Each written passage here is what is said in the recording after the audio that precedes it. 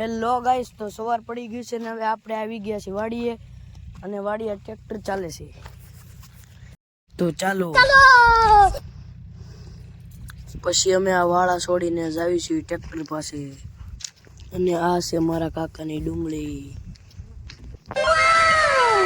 અને આયા ટ્રેક્ટર ચાલે છે, તમે જોઈ શકો છો. ટ્રેક્ટર ખેડે છે અને આમાં એવડા ને કપાસ હતો એ કાપી નાખ્યો.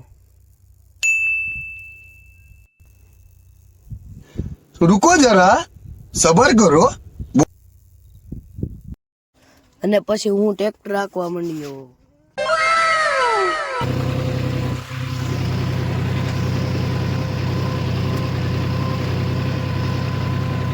પછી આપણે ટ્રેક્ટર હાંકીને આવી ગયા અહીંયા બોર ખાવા. બોર છે કે નહીં જોઈએ આપણે. અને અમને 5 કિલો બોર મળી ગયા.